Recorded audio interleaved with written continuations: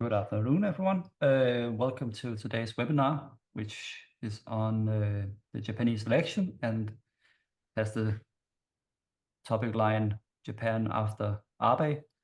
I will be presenting this webinar today, and my name is Christopher. I work here at the Danish Foreign Policy Society, and we are here with Raymond Yamamoto from Aarhus University. I just want to make it clear from the beginning that this is a webinar in English.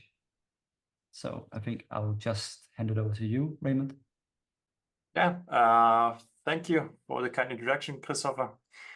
I do speak Danish, but I think my jysk may not be enough to explain all the details that I want to present today, and I did not have much time. So this time I will present in English, but I hope next time in Danish.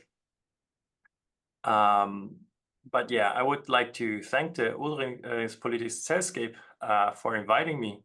I think it's a really great honor to speak about Japan, a country that is actually so far away from Denmark. When I started my research and my studies on Japan about 10 years ago, it was an interesting time because actually not so many people were interested in politics. So a lot of people were interested in history and the culture and so on and so forth. But the large number of participants in such kind of events is showing that the interest is growing. And I think it shows that the tide is changing. This is not only good for me as a researcher, but I think it's also important, and Japan is finally getting the attention it actually deserves, because what is an issue for Japan is also an issue for Europe and the world. Yeah. Having said that, I will start my presentation, and I would like to share my presentation with you. I hope you can see that. And I changed my title a bit, Christopher, and I need to apologize for that. So I called the presentation Japan's new Prime Minister Ishiba Shigeru, caught between domestic and international challenges. And the reason I did that is because I actually want to bring both things together. I mean, on the one hand, the foreign policy security challenges, and on the other hand, also the internal domestic issues that Japan is facing. And it's really important to bring these two together, especially when we're talking about democratic systems. So I will start by briefly introducing you to the Liberal Democratic Party. And I don't know how many of you actually are familiar with the Liberal Democratic Party of Japan. I mean, at least I think you should have heard it if you deal with Japan. Why? Because actually it has been the party in power in Japan since more than half a century. So the LDP was formed in 1955. And as mentioned, it almost ruled without interruptions ever since. So one can say that the LDP has been one of the most successful democratic parties in the world. I mean, which party can claim to have such an enormous success in a democratic system, right? So since the party is basically so institutionalized in the political system of Japan, whoever leads the party becomes automatically the Prime Minister of Japan, as easy as that. So this is exactly what happened a couple of weeks ago when when Ishiba became Japan's Prime Minister, right? It became Prime Minister not because of the public vote, but because of the vote that happened within the party. And this is the presidential vote within the LDP, where the party basically decides on its president. Yeah? And the president basically is also then the Prime Minister. This election happens every 3 years. And the last presidential election that we just witnessed a couple of weeks ago, brought Kishida as the winning member of the LDP as the president.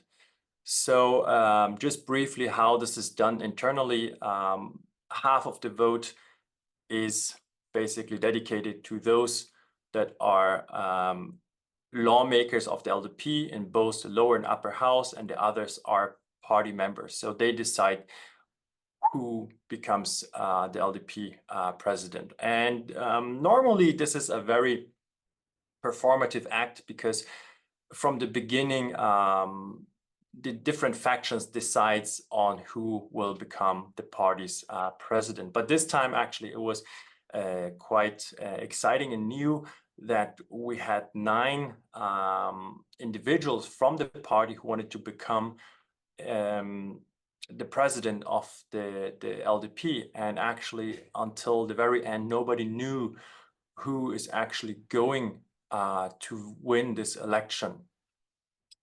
So as mentioned, this was then Kishida, who became prime minister then on October 1st.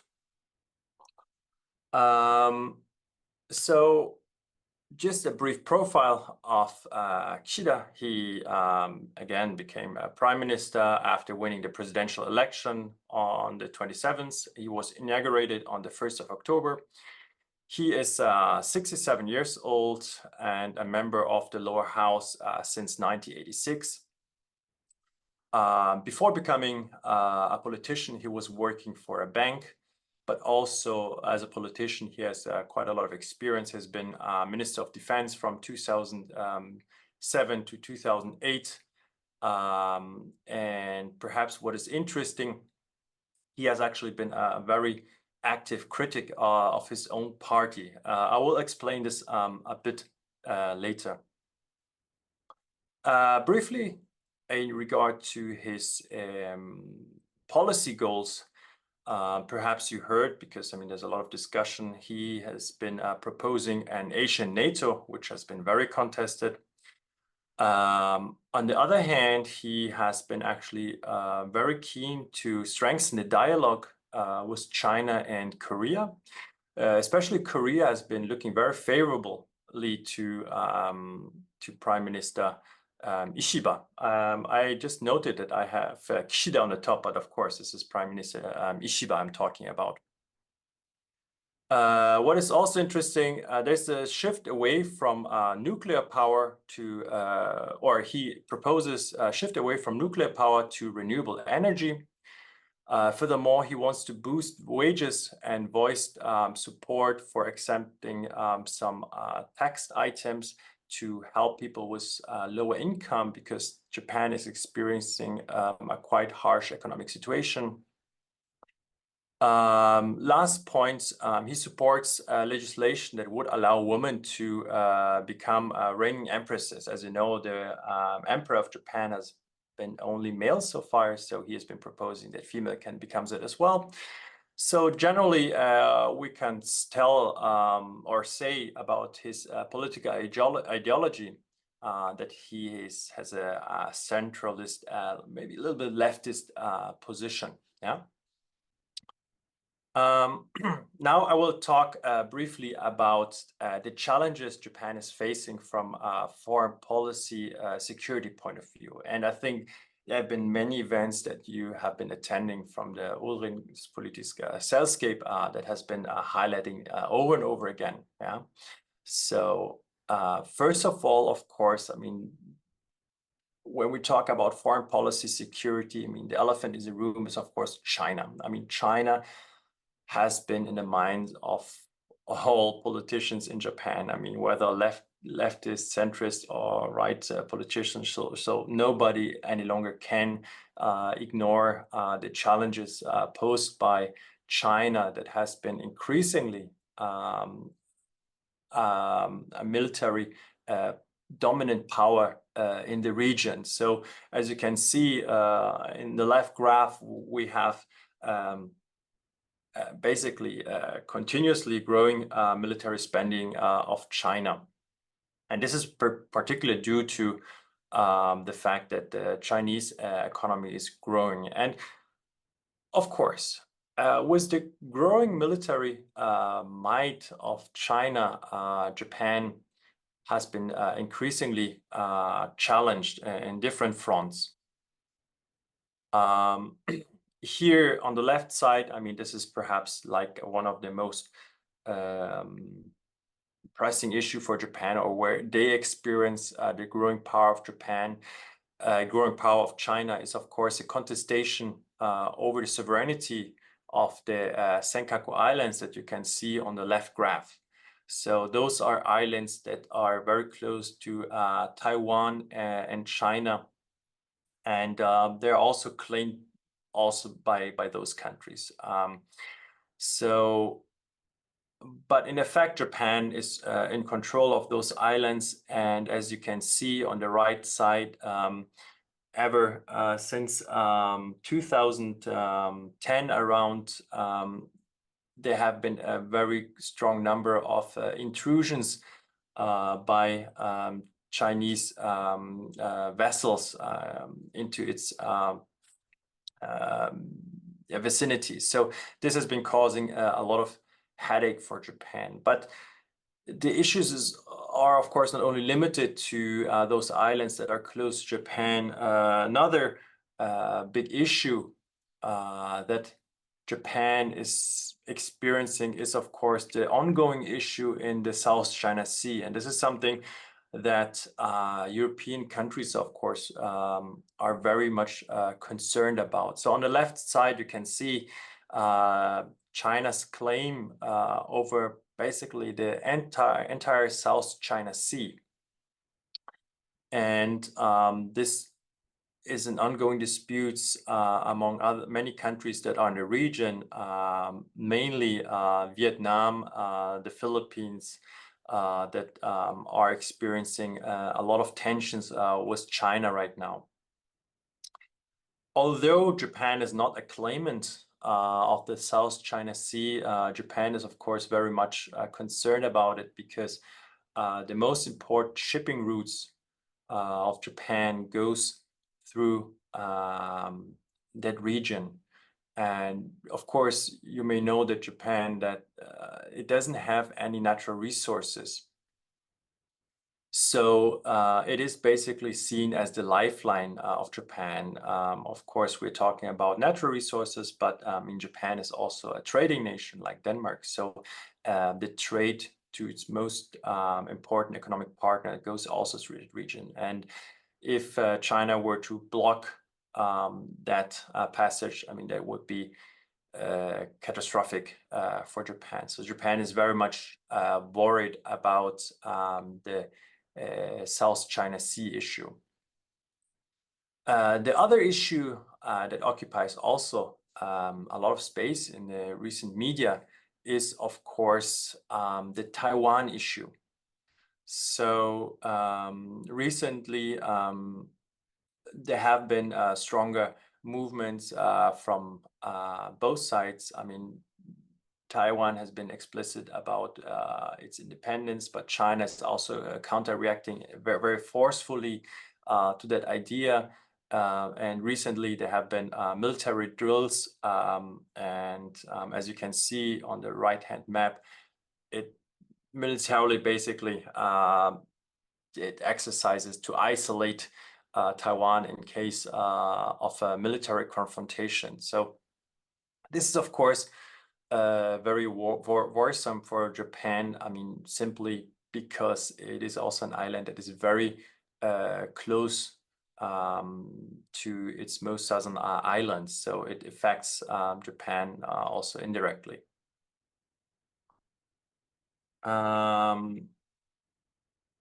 The next issue, there's also a growing amount of air sovereignty issues. China, for example, created an East China Sea Air Defense and Identification Zone in November 2013. So the claims are not only about the maritime space, but also now about airspace, which is very worrisome. Something that also caused great concerns in Japan has been its first ever airspace intrusion by a military aircraft on August 26th of this year. So you can see that the challenges are simultaneously growing with the growing military power of China. And Japan has been reacting, and I mean, particularly under Shinzo Abe. So Japan has been in the past described as a very passive actor when it comes to regional security, and people assumed that Japan actually let basically the US do the heavy lifting. But with Shinzo Abe, actually, Japan's responsibility has been growing in the region. I mean, just some of the things that happened before Ishiba became prime minister. I mean, we have a lot of things that have been discussed in recent years. On the left-hand side, well, there is the plan of that was disclosed by Prime Minister Kishida before Ishiba became prime minister, namely to double its military spending. So Japan certainly wants to react to this increasing threat. From a policy point of view, there have been an initiative that was also very controversially discussed in Japan, namely that Japan lifted its ban on collective self-defense. Before that, Japan was only allowed to protect itself militarily. So there have been a partial lift of this policy, where Japan actually can also now militarily protect other countries, but there are still some limitations.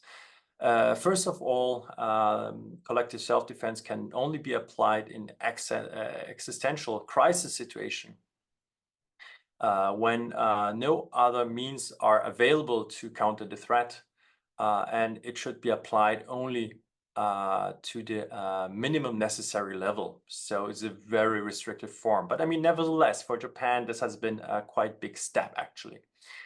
The last point that I want to highlight, but there are many more that we can take up during the Q&A, there have been a lot of military cooperation and exercises with foreign military. And this is very astounding to see when looking at what Japan has been doing in the last 2 decades. So recently, there have been joint exercises with German military. I mean, of course, with regional partners from Southeast Asia, with Australia, with the UK, even joint military weapon development. So the cooperation at military level is certainly something that is at its peak right now. So that Japan never did that on that level before. So what about Ishiba's security policy proposal? When Ishiba proposed his idea before becoming prime minister, his idea was very much contested. So, I mean, the first point he suggested was nuclear sharing with Japan. So meaning that, well, Japan doesn't own the nuclear weapons, but it should have a say how this is used. Second point that was very much contested in regard to what Ishiba proposed was the revision of the US-Japan Status Force Agreement. So this actually was based on the fact that Japan wants to have more say in regard to the management of troop and bases in Japan. Right now, the bases are outside Japan jurisdiction. So whatever happens in terms of the military, Japan can do basically nothing about it. So Japan actually wants to have more say here. And this is based again on the fact that a lot of incidents have been happening in Okinawa where Japan basically cannot do nothing about it. So yeah, so to increase its influence in what's happening, this agreement should be revised according to Ishiba. Perhaps most contested, of course, the suggestion to create an Asian version of NATO. Sounds not very contested from a European point of view, but from Asian point of view, certainly this was something that everyone deemed as impossible, and wasn't taken very well by neither by Japan's partner, nor by people like me that are observing the political situation in Asia.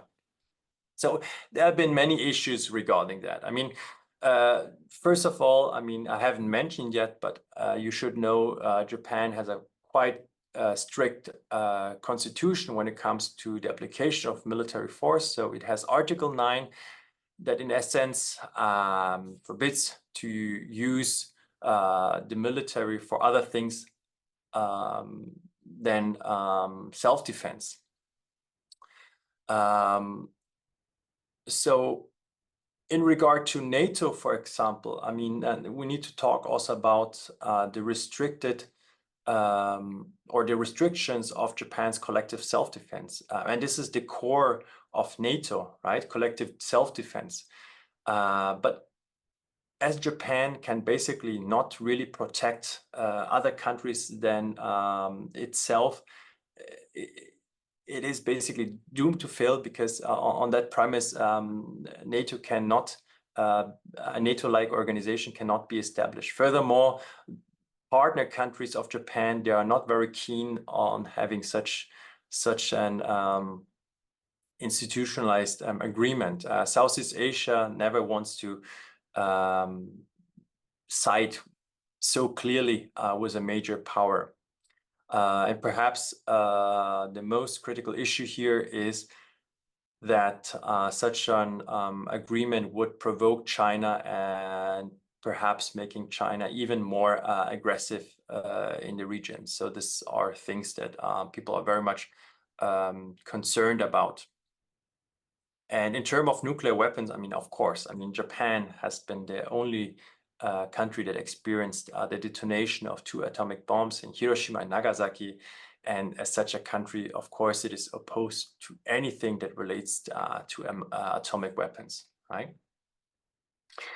Okay, so those are his proposals. Now I will jump a little bit into domestic politics, and I will try to connect those, and I hope you will be able to follow me. So as you know, Ishiba became prime minister on the 1st of October this year. So only 8 days later, he announces to dissolve the lower house. And this is basically a record short time in which a prime minister decides to dissolve the lower house. And normally, the election would have been scheduled next year in autumn because the parliament is elected every 4 years. So since the last election was held in 31st of October 21, the next election would have been on October 2025. But again, Ishiba dissolved the lower house. And why did he do so? Yeah, because he thought the timing would be good, first of all. And secondly, by doing it that quickly, he thought to prevent the opposition to coordinate their efforts to counter the LDP's power. Okay, so just briefly about the lower house. There's also upper house, so I don't want to get into detail. The lower house is important, and this is basically the legislation where all decisions do take place.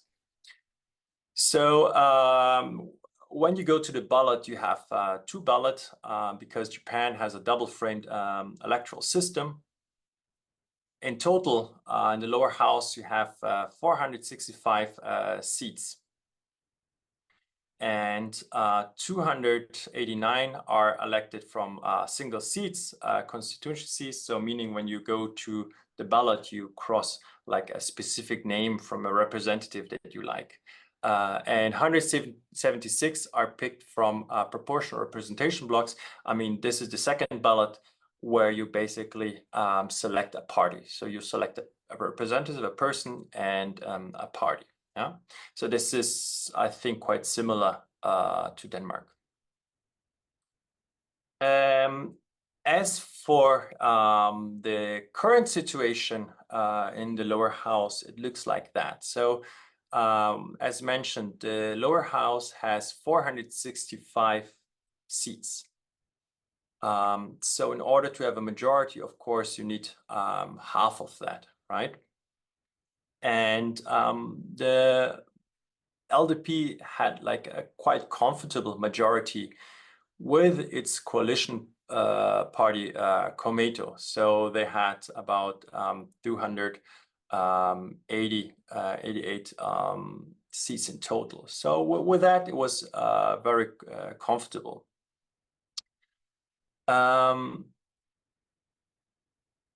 Ishiba was actually quite sure that he will actually lose some seats in the election. Why? I will explain in a bit, but he would accept that because he thought at later stages might be even worse.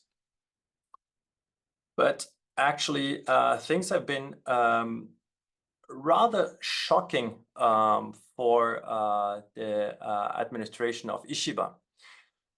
If you look at this graph that is in Japanese, so you will see the red line is basically the amount of people that opposes the administration, and the blue line is basically the number or the percentage of people that supports a specific administration.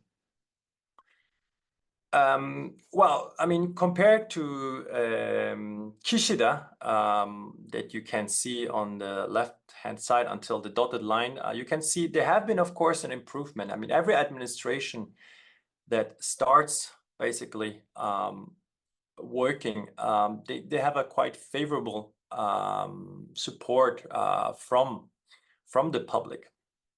So, I mean, it is not so bad if you compare that with the Kishida administration. But for a starting administration, this has been quite catastrophic, actually. So this has, with 28% support rate, that is one of the lowest support rate for a starting cabinet. So compared to Kishida, it was about 40%, Suga had about 50%, Abe had about 55%. So things have been starting quite badly for the Ishiba administration. And just a couple of days ago, there have been some polls, and this is the graph that is related to that. The LDP is actually expected to lose over 50 seats. So that brings LDP or the Ishiba administration in a very uncomfortable position. So certainly it will be necessary for the LDP to cooperate very strongly with its partner right now, Yamamoto, which you can see in the second line here. So if that happens, I mean, it's not good, but still okay.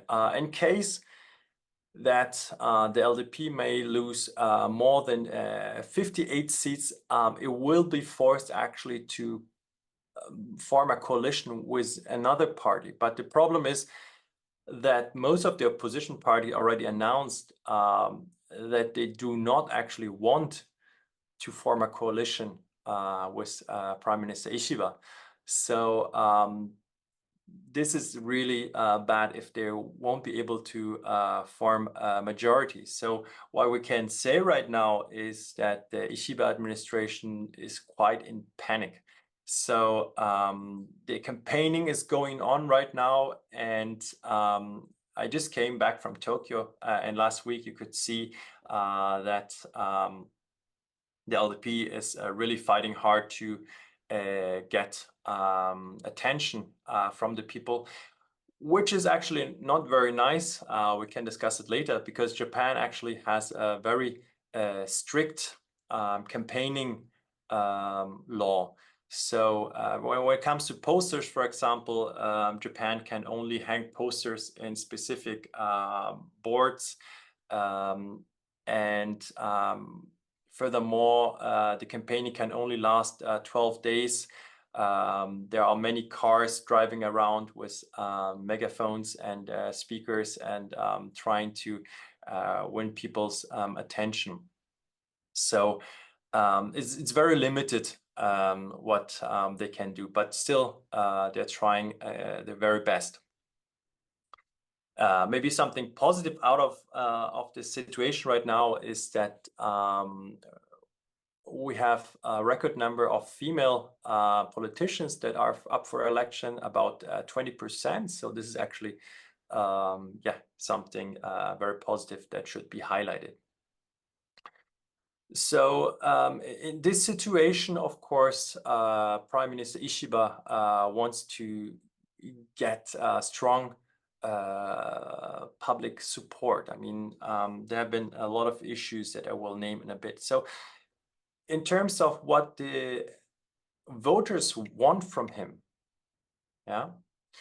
what the voters want from him, and you can see here the graph, again, sorry, it's in Japanese, but for first and foremost, to solve economic issues.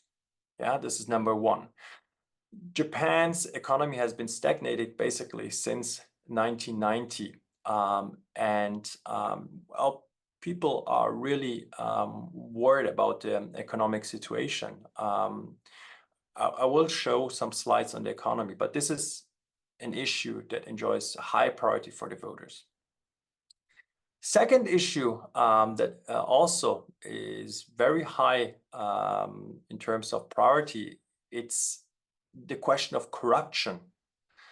So it is quite interesting that corruption stands on the second place here. And I will explain in a bit why people have been so worried, or why they actually want to have this addressed by politicians. I mean, those are the two most important issues that you can see in the graph that are basically dominating. Besides that, we have social welfare, catastrophe prevention measures, and only in the fifth place you have foreign policy and security. So foreign policy and security does not enjoy very high public support. I mean, people are really concerned about domestic issues. This is really what mostly people are concerned with. Some graphs here in regard to Japan's economy. So if you see the left graph, this is basically the GDP growth rate. So not much is actually happening. So it is a stagnation. This is continuing. On the right-hand side, you can see that after Corona, inflation has been a big problem. So people are actually not earning more money, but the costs are actually increasing. So this has been a great issue for Japan. And I don't know if you have visited Japan recently, but Japan used to have this image of being a very expensive country. But I mean, in the last decades, I mean, if you have visited Japan, I mean, recently, you will have realized that actually, like from a Scandinavian, European point of view, Japan has become incredibly cheap for us, because our wages have been increasing, our purchase power have been increasing, while Japan is still at the level of 1990. So you know the Big Mac index, right? So I mean, just to put things into perspective, how much a Big Mac costs in Japan is right now 480 yen, which translates to 22 Danish crowns. So it's about a third cheaper than in Denmark. Yeah, so that gives you an idea what this economic situation is right now in Japan. So as I mentioned, the wage in Japan has not been increasing in comparison to the increasing prices. So recently, yeah, it has been going up, but again, the general wage in Japan has been very low to begin with. So even a 5% increase lately does not really translate much to the daily reality of, you know, to just afford common things for your daily life. So polls have been suggesting that about 60% of Japanese households have difficult living conditions. Yeah, so 60%, so the majority have really economic problems. Yeah. So this is from an economic point of view. Now I want to talk briefly about scandals. Yeah. So the LDP has been embroiled in scandals now for almost 10 years, and this has been becoming worse and worse and worse. Yeah, they already started. I mean, well, it's not recent, of course. Recent scandals have been attracting a lot of attention, but I mean, the scandals, I mean, they were always there, and I traced the scandals back now to 2017 when Abe, Prime Minister Abe, when Abe was prime minister. So there have been the Moritomo Gakuen scandal where Prime Minister Abe illegally supported a nationalist school, built up for a national school. There was a cherry blossom scandal in 2018, also under Abe, where Abe was accused to bribe supporters.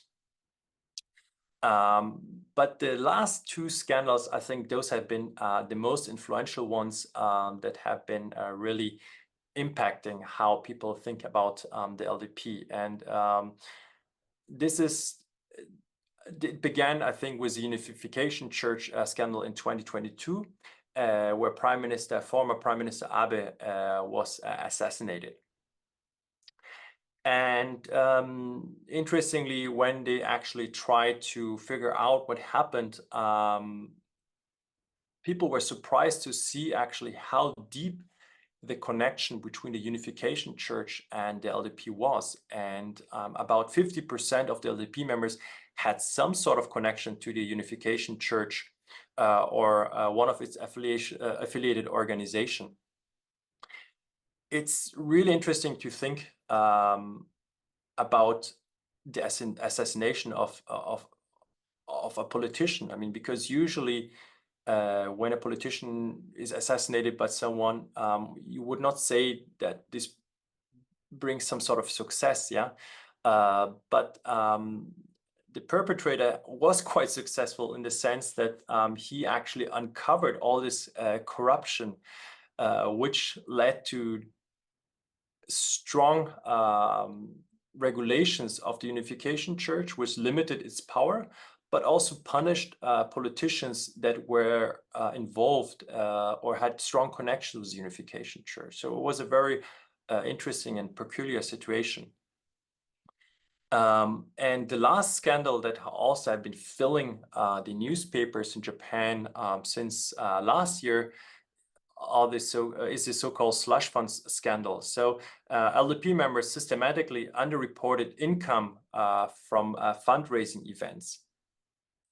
So this has been also a big issue, and as a consequence, the LDP and Prime Minister Ishiba announced that he will not endorse 34 members that were embroiled in this conflict, which again will even make the situation worse, considering the bad results for the Liberal Democratic Party. So to summarize the scandals, I mean, there have been a strong persecution of LDP members involved in the Unification Church scandal and the slush fund scandal during the Kishida administration. So this has a continuing effect on the current administration. So because of those scandals and the persecution of the individuals involved, and we are not talking about the small numbers here, there have been actually a very strong fragmentation within the party. Yeah. So, okay, finishing it up. So I hope again that you can follow me. So why is that important that I'm talking about all this background? So because I think that this will very much impact the foreign policies of the Ishiba administration. So first of all, Japan is suffering a very harsh economic situation. So therefore, Ishiba is expected to prioritize economic issues, not security or foreign policy issues. Yeah? So if foreign policy and security initiatives are brought to table, it's important that they will not additionally burden the economy. In the ideal case, they will benefit the Japanese economy. So this is a very important point. The second point is that, as I demonstrated with all the scandals and so on, that there is not a lot of public support. So Ishiba administration does not have a lot of political capital. Yeah, as such, it will maintain the current foreign policy line, but it does not have a lot of leeway to initiate something bigger or big change because the support is simply not there. Yeah. Last point, this is also very important to consider, is because the LDP will lose a lot of seats, this will make the LDP more dependent on its junior coalition partner, namely the Komeito. And this is a party that has been building its ideology on Buddhist principle, and it has prioritizing social issues and pacifism. So as such, again, the possibilities to bring new bold security or foreign policy initiatives is very unlikely on that situation. So there will be, to my point of view, a status quo when it comes to Japan's foreign policy and security initiatives. So with that, I finished my presentation. Thank you very much for your attention, and I'm happy to discuss with you questions if you have some. Thank you. Thank you. So we already have one from Yannick, and you're of course always welcome to ask questions. Yannick, he asks, when was Article 9, when did Article 9 become part of the Japanese Constitution, especially in regard to the Pearl Harbor attack, and how Japan explained that incident in regard to the Article 9, if it was imposed before that? Yes. Article 9 was imposed right after the end of the Second World War. So it has been enshrined ever since in the Japanese Constitution, and the Japanese Constitution haven't been changed since then. So it's actually a very difficult process to change Article 9, because if you read Article 9 carefully, it says basically that Japan is not allowed to have a military. Yeah, so I mean, of course, there have been a very strong attempt of various leaders that are very focused on security initiatives to change that article. But changing the article is very, very difficult. First of all, because you need an absolute majority in the Diets, and on top of that, you need to also win a referendum. And this is something that I mentioned most of the public is not very interested in right now. So it's very unlikely that Article 9 will change. Yes. Thank you. And we have a question from Sean. Oh, yeah, from Sean. Do you think it aligns with Ishiba's thinking to implement economic policies that will increase the attractiveness of foreign companies setting up or investing in Japan? Yeah, I mean, I think they have. I mean, I'm not an economist, so I mean, I don't know if I'm very qualified to answer questions about investment and so on and so forth. But my impression is that Japanese companies are trying to open up and engage more with the international partners. I mean, Japan was always very, very close when it comes to that. So also in terms of its company culture and so on and so forth. But it is becoming increasingly international. So I think that Japan has actually a quite big chance to become a more important international hub in that sense. Also, because when you think about the situation in Taiwan, but also Hong Kong, so I mean, there's also a need for a new hub. So Tokyo could be such a hub. And if you've been to Tokyo recently, you will realize how internationally this has become. And Tokyo has become very international, and the government is actually also trying to make Tokyo this new economic hub of Asia. To what extent it will be successful, I don't know. But I mean, Tokyo is a very attractive and safe place actually to become such a hub. Yeah. Then I have a question. So you showed this graph earlier in regard to Ishiba's approval rating. Why did it take this sort of sudden spike in disapproval? Like there's not been any sort of honeymoon phase, it seems, for Ishiba.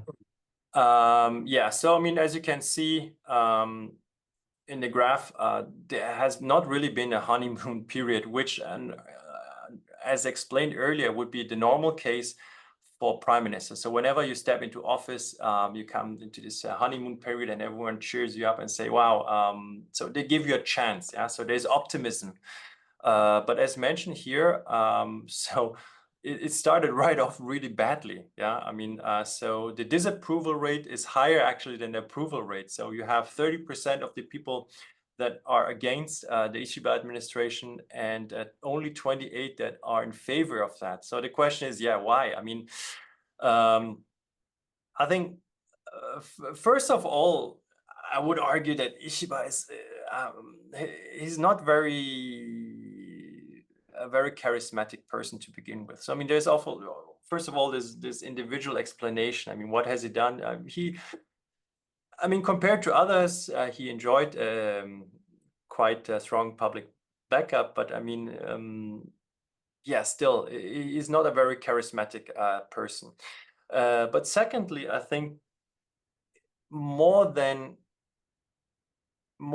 actually his problem, this is a problem of the LDP. As I mentioned, I mean, this slush fund scandal has been in the media quite widely. So and again, so many people of the LDP have been involved in these scandals, and before that we had the unification church scandal, and there have been even more scandals that I did not mention. I mean, there were like scandals involving the local chapters, for example, inviting strippers to one of their meetings and so on and so forth. So I think people are just frustrated about the embroilment of money in politics. I mean, again, I mean, if you look at what the people actually think is very important for the new administration is to address corruption. I mean, in which democracy will you find that and on second place? Yeah, so this is something that has been really, really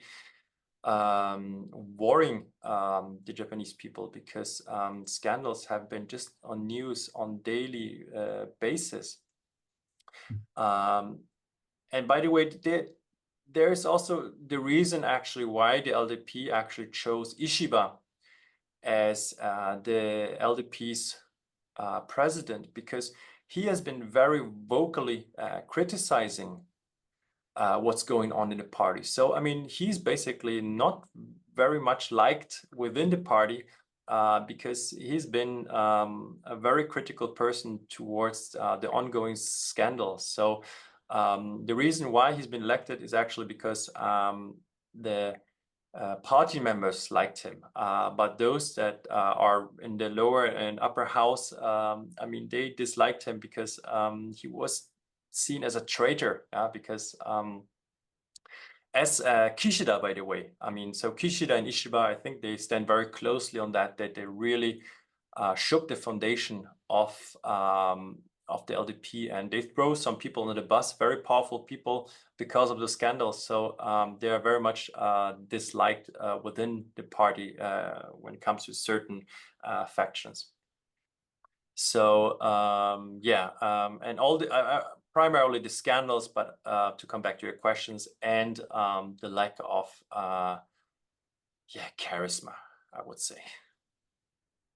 So Yannick asks, is Japan only worried about China or also about North Korea? Yeah, I mean, North Korea is always there. I mean, North Korea is a country that you never know what North Korea is going to do, right? So they have been also shooting missiles over Japan, test missiles over Japan. So North Korea is always an issue.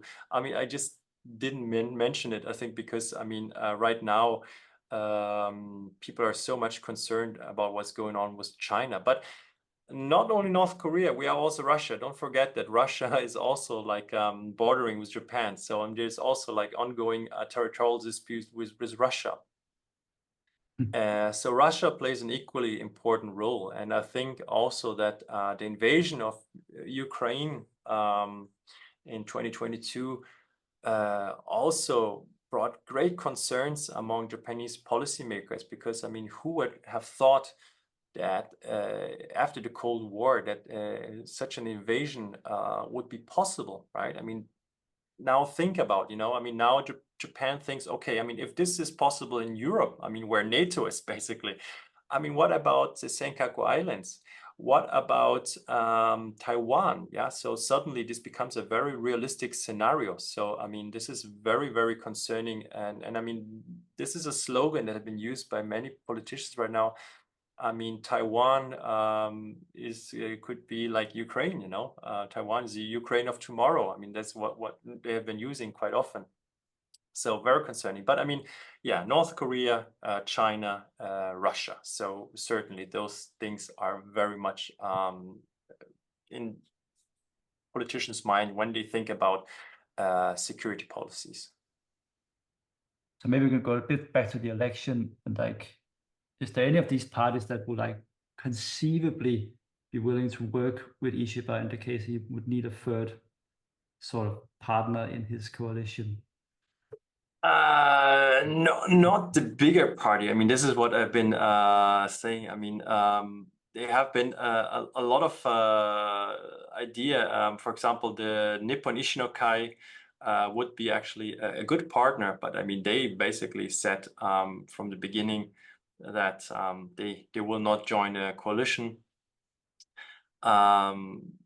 So Democratic Party for the People of Japan also mentioned that they do not have an intention to joining the LDP coalition. So it is very different. I mean, nobody knows actually. I mean, what happens after the election? I mean, right now, I mean, they're talking. Maybe also there's some strategic reasons for why they're excluding such a possible coalition, but nobody knows. I mean, maybe after the election, when the numbers are out, some of the parties may actually be willing to make a coalition with the LDP. But I mean, of course, the LDP has been having a coalition with the Komeito for such a long time. So I think it would be quite a drastic change if they would change their coalition party. The reason actually why Komeito, I mean, if you look at the content, they're a Buddhist party, as I mentioned. So they have like some opposing views to the LDP, and they have affecting also a lot of LDP policies. The reason why Komeito is actually such a liked partner of the LDP is that it is affiliated, not directly, indirectly, to a Buddhist organization and a sect. And the good thing is, if you have a organization that is part of a religious group, you bring always very reliable numbers. So when this sect, if you like, the Soka Gakkai, if they say the members should actually support the LDP, they do that. So it's a very reliable partner. So that's why the LDP had been in coalition with that party, despite some disagreement on policy issues. Yeah. Okay. Yes. Oh, there's one more question from Sean, who asks, maybe not completely specific to the election, but why do you think that the Danish government tried to appoint a politically designated ambassador to Japan? And if that is a difficult question to answer, how do you see the Danish-Japanese relationship under Ishiba?